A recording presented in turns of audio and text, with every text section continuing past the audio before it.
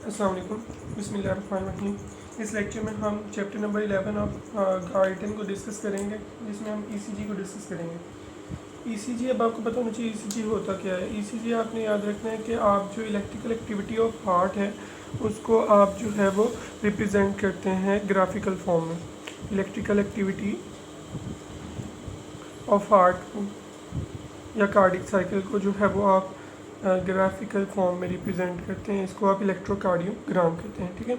उसके बाद आपको करेक्टरिस्टिक्स पता होना चाहिए कि ईसीजी के करेक्टरिस्टिक्स क्या होते हैं। मैं एक आपको जनरल सा व्यू दे देता हूँ।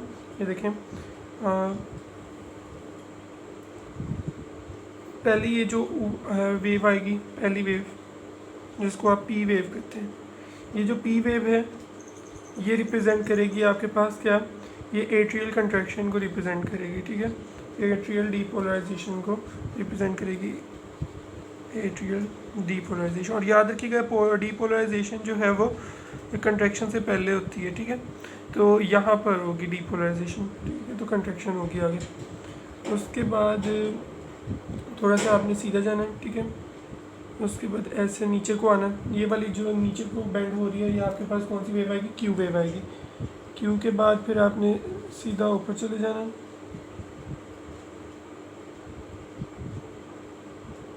उस लेवल पे वापस आना है, ठीक है। उसके बाद फिर थोड़ा सा आगे नीचे जाना है, ठीक हो गया।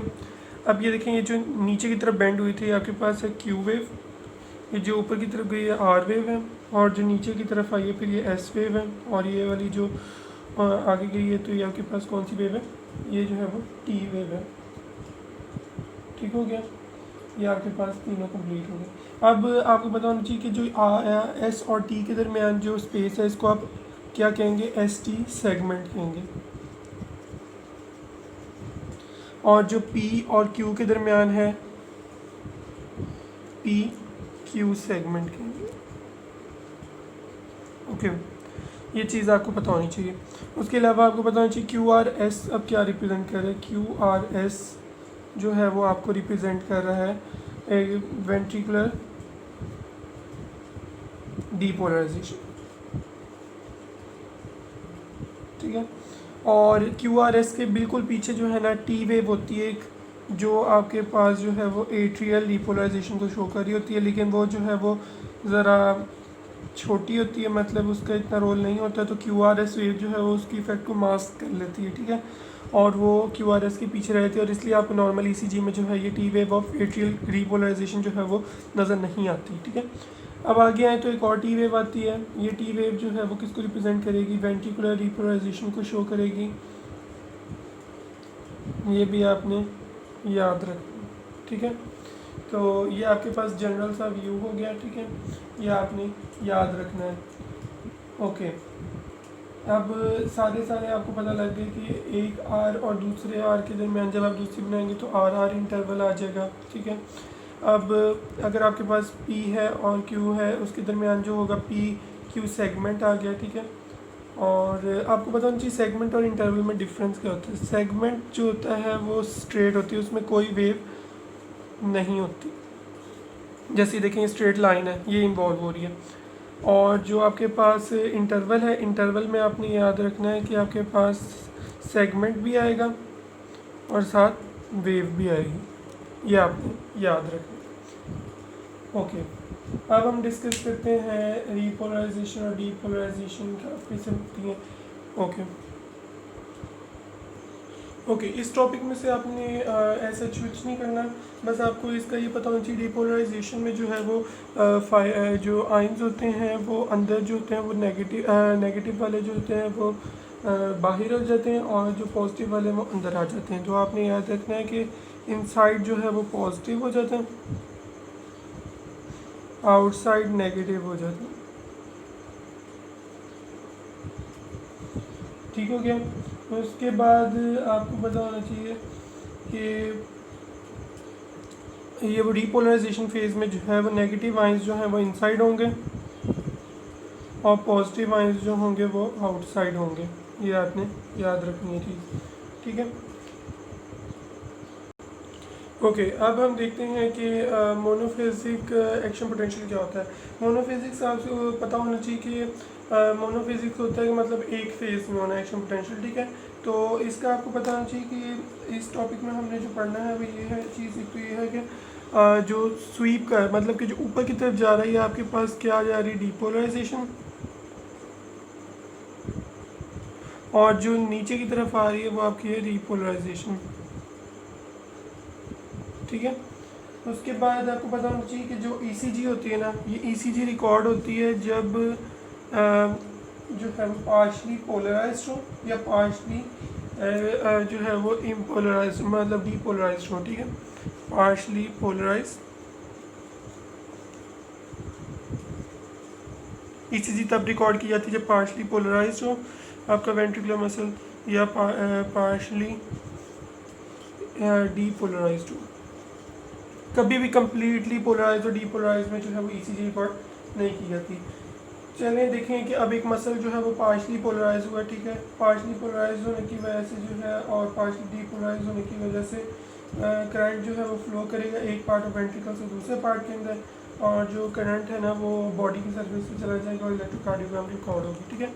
अब आपको पता होना चाहिए ईसीजी रिकॉर्ड कैसे करते हैं। ईसीजी आपने रिकॉर्ड करनी होती है कि आपने एक इलेक्ट्रोड जो है उसको स्किन पे लगाना है अगेंस्ट दी मतलब opposite side of the heart पर, तो फिर आपको जो है ईसीजी रिकॉर्ड होती है, ठीक है। तो जो आप स्किन से रिकॉर्ड करते हैं ना, स्किन पे आएगी करंट, तो उससे आपको जो है वो एक्स्ट्रा ईसीजी रिकॉर्ड होगी, ठीक है। तो ये चीज़ आपने याद रखनी है।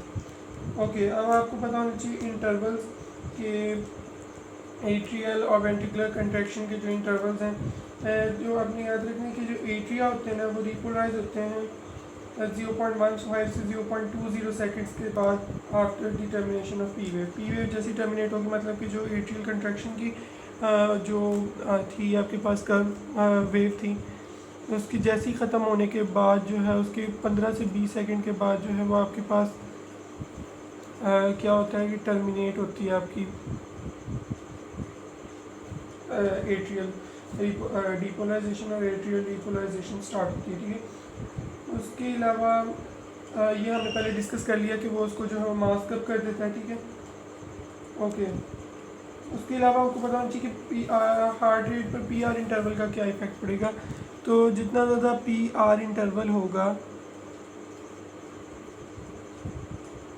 ठीक है, उतनी ही कम हार्ट रेट होगा। बस आपने ये रिलेशन याद रखना है, interval inversely proportional to heart rate, ठीक हो गया। ये चीज़ आपको पता होनी चाहिए। ओके, अब हम देखते हैं कि टी वेव का जो है आपको पता होना चाहिए, जो टी वेव है उसका टाइम ज़्यादा होता है और वोल्टेज कम होता है, ठीक है। टी वेव में और क्यू आर एस वेव में डिफरेंस आपको आना चाहिए, ठीक है। जो टी वेव है इसका टाइम ज़्यादा होती है, प्रोलॉन्ग्ड होती है, लेकिन जो क्यू आर एस वेव है ये प्रोलॉन्ग नहीं होती है। टी वेव जो है इसका वोल्टेज कम होता है लेकिन इसका वोल्टेज ज़्यादा होता है, तो ये चीज़ आपको याद रखनी है। उसके बाद हम अब टाइम कैलिब्रेशन वोल्टेज और वीसीजी को डिस्कस करते हैं। ओके, हम डिस्कस करते हैं voltage time calibration. Voltage time calibration आपने याद रखनी है कि जो सबसे पहले हम देखते हैं वोल्टेज आपने रिकॉर्ड करना होता है वाई एक्सिस के लॉन्ग, और जो टाइम है वो आपने रिकॉर्ड करना होता है एक्स एक्सिस के लॉन्ग, ठीक है। तो एक्स एक्सिस के लॉन्ग जो है आपको पता होना चाहिए कि एक जो स्मॉल बॉक्स है उसका, ठीक है, पहले तो लार्ज बॉक्स ले लें। टाइम आपके पास होता है 1 सेकंड का। 1 सेकंड पूरे करने के लिए 5 आपको बॉक्सेस चाहिए, बिग बॉक्सेस, ठीक है। तो एक बिग बॉक्स जो है आपके पास जो है वो कितने की इक्वल है, 0.2 सेकंड की इक्वल है, ठीक है। ये आपने याद रखना है, 0.2 सेकंड के 1 बिग बॉक्स। तो आपको 5 बिग बॉक्स चाहिए, तो 5 के साथ जब आप इसको मल्टीप्लाई करते हैं तो आपका जो है 1 सेकंड आ जाता है, ठीक है। तो अब एक बिग बॉक्स है, उसके अंदर कितने स्मॉल बॉक्सेस होते हैं, उसके अंदर 5 स्मॉल बॉक्सेस हैं, ठीक है। तो ये स्मॉल बॉक्स, एक स्मॉल बॉक्स जो है उसके अंदर कितना होगा, अगर आप उसको डिवाइड करें तो ये आपके पास 0.04 आता है, ठीक है। तो ठीक है, तो आपने याद रखना है कि जो आपके वाई एक्सिस है, इस पे 1 बिग बॉक्स 0.2 के इक्वल, और जो 1 स्मॉल बॉक्स है वो 0.04 के इक्वल है। अब आते हैं टाइम एक्सिस पे। टाइम एक्सिस पे आपने याद रखना है कि 10 स्मॉल बॉक्सेस हैं, ठीक है। ऐसे एक ज़रा गलती हो गई, ये हमने जो रिकॉर्ड किया ना, ये वाला जो मैंने अभी आपको बताया है, ये वाला है टाइम के लिए, ठीक है। ये जो मैंने बताया ना आपको, ये टाइम के लिए है, और ये जो वोल्टेज वाला है हम ये डिस्कस कर रहे हैं कि 10 स्मॉल बॉक्सेस हैं, ठीक है। 10 स्मॉल बॉक्सेस मिलेंगे तो 1 मिली वोल्ट बनेगा वोल्टेज, ठीक है। तो 10 स्मॉल बॉक्सेस हैं, तो एक स्मॉल बॉक्स आपके पास कितने का बनेगा, ये 0.1 के इक्वल होगा एक स्मॉल बॉक्स, ठीक है। तो ये आपने याद रखना है, ये आपके इंपॉर्टेंट चीज़ है, उसको पूछ सकते हैं। और इसके अलावा आपको पता होना चाहिए कि नॉर्मल कितनी होती है आपकी इलेक्ट्रोकार्डियोग्राम की पेपर स्पीड कितनी होती है, तो आपको पता होना चाहिए वो कितनी होती है, 25 मिलीमीटर पर सेकेंड, ठीक है। इसलिए आपने स्पीड याद रखनी है। ओके, ये भी टॉपिक हमारा कंप्लीट हो गया। ओके, अब आपको पता होना चाहिए नॉर्मल वोल्टेज किस तरह रिकॉर्ड करते हैं। एक तो ये बात आपको पता होनी चाहिए कि नॉर्मल वोल्टेज जो है वो डिपेंड करता है कि किस तरह आपने जो है इलेक्ट्रोड्स को कनेक्ट किया आपने स्किन के ऊपर, बॉडी के डिफरेंट पार्ट्स पे, और जो है वो कितनी दूर है आपके हार्ट से, ये आप इस मैनर पे डिपेंड करते हैं, ठीक है। तो डिफरेंट आपने जो रिकॉर्ड किए, एक तो आपने ईसीजी जो वेंट्रिकुलर आपने रिकॉर्ड किए, जो वेंट्रिकल्स के अंदर रिकॉर्ड किया आपने, जो QRS की है, QRS की वोल्टेज जो आपने रिकॉर्ड की है वो कितनी आई है, 3 to 4 मिली वोल्ट, ठीक है। उसके अलावा आपने जो रिकॉर्ड की है अपनी ये आपने QRS किसकी रिकॉर्ड किया, आपने ये वेंट्रिकल्स की रिकॉर्ड की, वेंट्रिकुलर QRS वेव। उसके बाद अब आपने जो लगाई है एक QRS, जब आपने एक 1 आर्म या 1 लेग को लगाया और दोनों आर्म्स को लगाया, 2 आर्म्स और 1 आर्म प्लस 1 लेग, तो इसको आपने किसके बराबर लिया, 1 से 1.5 मिली वोल्ट की को लिया। पी वेव कितनी आई इसी की, तो आपने याद रखनी है 0.1 से 0.3 मिली वोल्ट। और आपके पास जो टी वेव है वो कितनी आई, 0.2 से 0.3 मिली वोल्ट तक। तो ये चीज़ें आपने याद रखनी है, इंपॉर्टेंट होती हैं। उसके बाद आता है पी क्यू इंटरवल और पी आर इंटरवल, जो हमने डिस्कस कर लिया है, लेकिन आपको पता होना चाहिए पी क्यू और पी आर होते क्या हैं। पी क्यू है कि beginning of the P wave से, और क्यू वेव जो है वो क्यू जो है उसका आपने याद रखना beginning of the QRS complex के दरमियान, मतलब जो पी वेव है उसके स्टार्ट से और क्यू वेव के स्टार्ट तक जो है वो कहते हैं कि इलेक्ट्रिकल एक्साइटेशन की बिगिनिंग ऑफ एट्रिया और beginning of the excitation of the ventricles, इसको आप पी क्यू इंटरवल कहते हैं। इसकी वैल्यू आपके पास 0.16 सेकंड आती है, ये आपने याद रखनी है। पी आर इंटरवल भी सेम है, क्योंकि अगर पी वेव क्यू वेव ना हो तो आर के साथ आप डिनोट कर, मतलब कि आर तक ले लेते हैं डिस्टेंस, तो ये भी इतनी होती है, ठीक है। उसके बाद आते हैं Q T interval. Q T interval तब होती है जब एक वेंट्रिकल कंट्रैक्ट होना शुरू होता है, तो क्यू के स्टार्ट से लेकर एंड ऑफ टी तक, क्यू वेव के स्टार्ट से और एंड ऑफ टी तक क्यू टी इंटरवल के रहता है, ठीक है। और इसकी वैल्यू आपको पता होनी चाहिए 0.35 सेकेंड। ये वैल्यूज बहुत इंपॉर्टेंट है, ये आपने याद रखनी है। ओके, उसके अलावा हार्ट बीट आप कैसे डिटरमाइन करते हैं, इलेक्ट्रोकार्डियोग्राम से, ठीक है। हार्ट रेट जो होता है ना वो रेसिप्रोकल होता है time interval 2 successive heart beat के, तो आपने याद रखना ये रेसिप्रोकल होता है। तो आपको पता होना चाहिए कि जो एक नॉर्मल 1 सेकंड के अंदर जो है, हमने कहा कि जो हार्ट रेट होता है एक बीट का, इसको हम अलग से डिस्कस कर लेते हैं। ओके, इस हार्ट रेट बाय ईसीजी को हम डिस्कस करेंगे। इसमें आपने याद रखना हार्ट रेट जो होता है ये इन्वर्सली प्रोपोर्शनल होता है टाइम के जो 2 सक्सेसिव बीट्स के दरमियान होता है। नॉर्मली आपका ऐसे होना चाहिए कि जो 1 सेकंड है उसके अंदर जो है वो 60 बीट्स पर मिनट होती हैं, ठीक है। तो अब हमने जब रिकॉर्ड किया 2 QRS वेव्स के दरमियान जो इंटरवल था वो 0.83 सेकंड्स का था। तो आपने बीट्स निकालनी है, तो 60 को जो आपका नॉर्मल था 60 बीट्स थी उनको डिवाइड कर देना है आपने टाइम इंटरवल पर। तो 0.83 पे जब आपने डिवाइड किया तो आपके पास 72 बीट्स पर मिनट आ गए, जो कि 2 QRS वेव्स के दरमियान है। तो इस तरह से आप आसानी से जो है हार्ट रेट जो है वो ECG को लेकर आप मुहैया कर सकते हैं। उसके अलावा नेक्स्ट टॉपिक जो methods of recording the electrocardiogram, not important है, आपने करना भी नहीं है। उसके अलावा flow of current around the heart during the cardiac cycle, या आपने याद रखने की सबसे पहले ऐसे नोट से स्टार्ट होता है। उसके बाद फिर इसमें जो आपने बयान करना है कि मीटर जो होता है वो आप जब कनेक्ट करते हैं नेगेटिव टर्मिनल के साथ जो है, ठीक है, उस एरिया पे जहाँ डिपोलराइजेशन हो रही है, और पॉजिटिव टर्मिनल उस जगह लगाएंगे जहाँ रिपोलराइजेशन हो रही है। तो जो आपके पास जो रिकॉर्डिंग आएगी ना वो पॉजिटिव आएंगी, क्योंकि रिपोलराइजेशन जो है वो आपने उसके साथ जो पॉजिटिव लगाना है, और जो डिपोलराइजेशन है उसके साथ आपने नेगेटिव लगाना है। तो ये जब आप रिकॉर्ड करेंगे तो पॉजिटिव वैल्यू आएगी, ठीक है। उसके बाद आपको पता होना चाहिए flow of current, electric current in the chest around the heart. इसमें आपने याद रखना है कि जो हार्ट होता है ना, हमने कहा कि कुछ लंग्स हैं उनके अंदर भी जो है ना ये कंडक्ट होती है इलेक्ट्रिसिटी, क्योंकि उनके अंदर जो है वो फ्लूइड होता है सराउंडिंग टिश्यूज़ के अंदर, जिस तरह हार्ट के अंदर जो हार्ट भी जो अपनी कंडक्ट करे इलेक्ट्रिसिटी को मोर इजीली। हार्ट जो है वो एक कंडक्टिंग मीडियम के लिए सस्पेंडेड होता है, ठीक है। जब एक वेंट्रिकल्स का पोर्शन जो है वो डिपोलराइज होगा, इलेक्ट्रोनेगेटिव हो जाएगा। दूसरा तो वो जो है वो डिपोलराइजेशन स्टेट, जैसे देखिए हमने कहा कि एंडोकार्डियम जब होगी डिपोलराइज्ड, ठीक है, वेंट्रिकल्स की, तो जो आपके पास एपिकार्डियम होगी वो डिपोलराइज्ड होगी, ठीक है। तो जो एंडोकार्डियम से जो है वो एपिकार्डियम की तरफ जो है वो आपका डिपोलराइजेशन जाएगी, ठीक है, और तब तक उसको भी डिपोलराइज कर देगी। सबसे पहले जो है आपको पता होना चाहिए कार्डियक इम्पल्स ने जो है वेंट्रिकुलर सेप्टम में आना है, उसके बाद उसने जो है वो आगे सेपरेट करना है। इसको भी हम देख लेते हैं।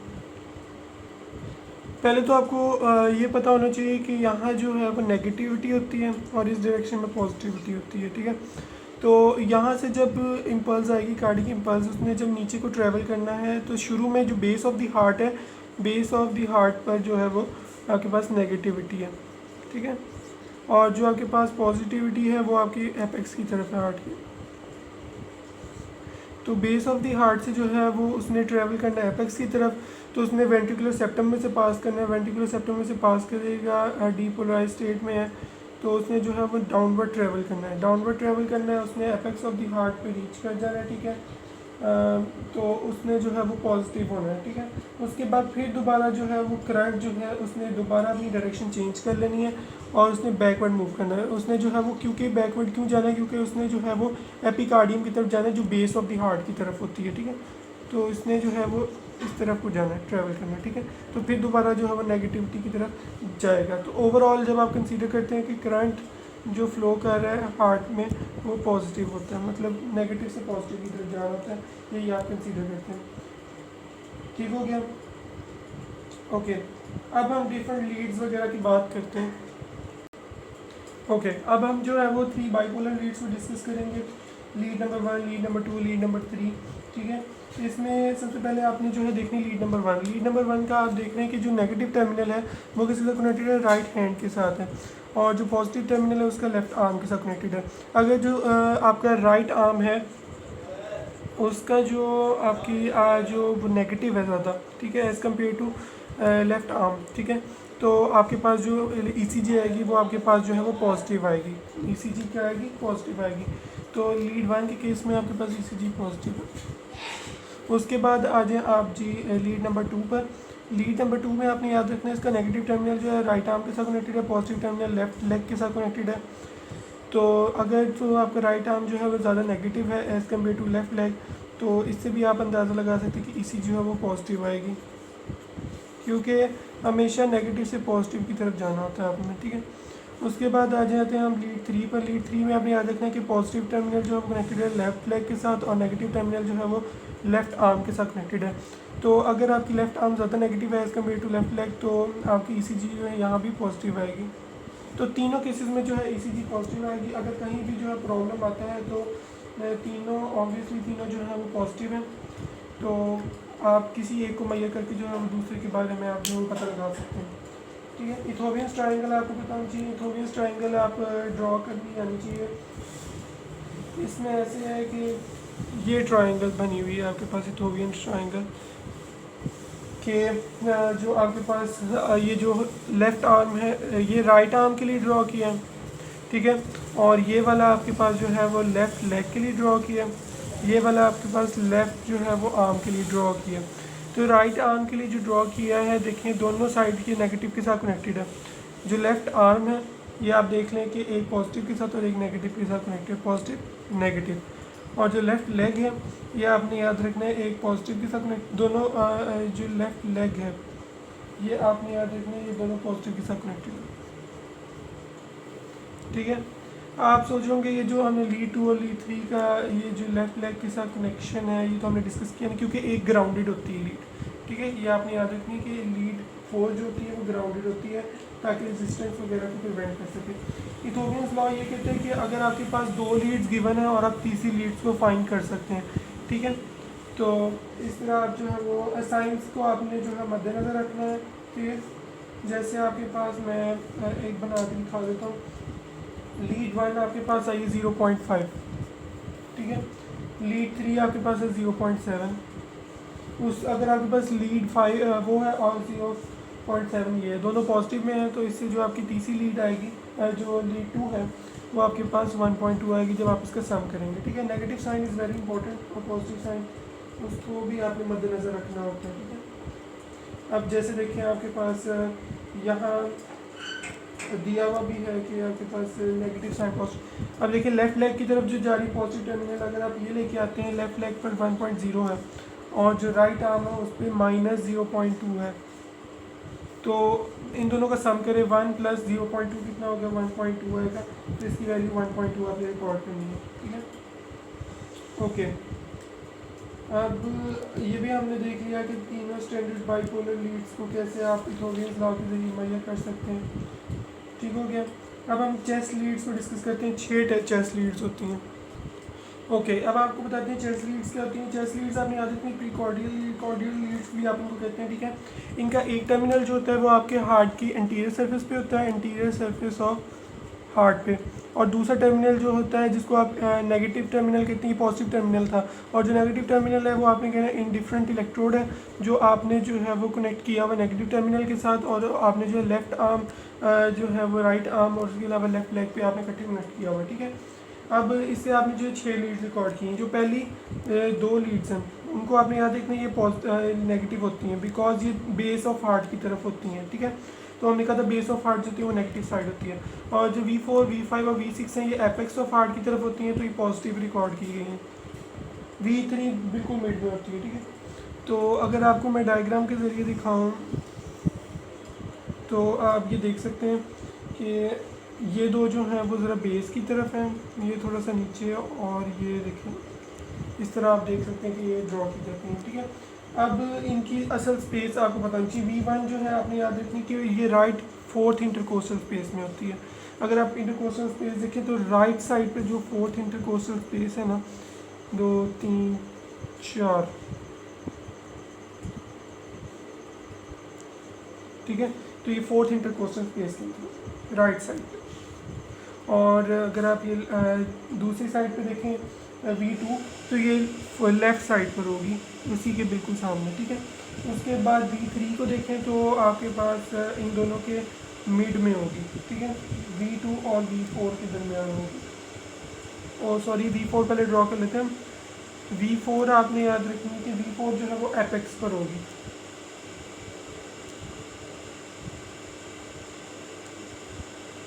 ठीक है। तो आप इसको इधर ले लें, तो इन दोनों के दरमियान आपके पास जो है वो V3 आ जाएगी, ठीक है। उसके बाद आपने आ जाना है जी V5 और V6 पे। V5 जो है लेफ़्ट 5th इंटरकोस्टल स्पेस में होगा और V6 भी जो है वो लेफ़्ट 5th इंटरकोस्टल स्पेस में होगा, ठीक है। ये आप देख सकते हैं कुछ इस तरह से वैल्यूज आएंगी, ठीक है। तो इनकी आपको एग्जैक्ट पोजीशन का पता होना चाहिए। उसके बाद है augmented unipolar leads. Augmented unipolar limb leads से पहले हम देख लेते कि चेस्ट लीड्स में एक और चीज़ रह गई कि आपकी जो चेस्ट लीड्स होती हैं जब आप लगाते हैं तो इलेक्ट्रोड जो होते हैं वो बिल्कुल करीब होते हैं हार्ट मस्कुलेचर के। तो अगर कोई भी प्रॉब्लम आती है, आपकी माइन्यूट सी प्रॉब्लम आती है वेंट्रिकल्स के अंदर, तो वो जो है वो चेस्ट लीड से रिकॉर्ड हो जाती है। ऑगमेंटेड यूनिपोलर लीड्स में आपके पास AVL, AVF और AVR होती हैं, ठीक है। इसके बारे में आपको पता होना चाहिए कि इनके अंदर जो है वो इलेक्ट्रिकल रेजिस्टेंस जो होते हैं, ये इलेक्ट्रिकल रेजिस्टेंस के साथ जो है वो नेगेटिव टर्मिनल ऑफ इलेक्ट्रोग्राफ के जरिए कनेक्टेड होती है, 2 लिंक्स, ठीक है। और जो थर्ड लिंक होता है वो पॉजिटिव टर्मिनल के साथ कनेक्टेड होता है। जब पॉजिटिव टर्मिनल जो होता है वो राइट आर्म पर होगा तो लीड जो है वो आपके पास AVR आएगी। इस तरह आपने याद रखना कि आपके पास 3 किस्म के वो हैं, AVR, AVL, AVF, ठीक है। तो आपके पास जो नेगेटिव टर्मिनल होगा वो आपके पास 2 लिम्स के साथ कनेक्टेड होगा, और जो पॉजिटिव टर्मिनल है वो उसके साथ कनेक्टेड होगा। अगर आपके पास ये राइट के साथ कनेक्टेड है पॉजिटिव वाला, तो आपके पास ये AVR होगी, और AVL जो है होगी तब होगी जब ये लेफ़्ट के साथ कनेक्टेड होगा, लेफ़्ट लेग आर्म के साथ। और जो F है वो तब होगा जब आपके पास लेफ़्ट लेग के साथ कनेक्टेड होगी, तो ये जो है AVF कहलाएगा, ठीक है। तो ये आपने तीनों याद रखना है। और बाकी जो चीज़ें रहती हैं वो हम अपने नेक्स्ट लेक्चर में डिस्कस करेंगे। ये आपका चैप्टर नंबर 11 जो है ECG वाला कंप्लीट हो गया। अगर आपकी कोई भी क्वेरी तो आप हमसे कमेंट सेक्शन में पूछ सकते हैं। Thank you.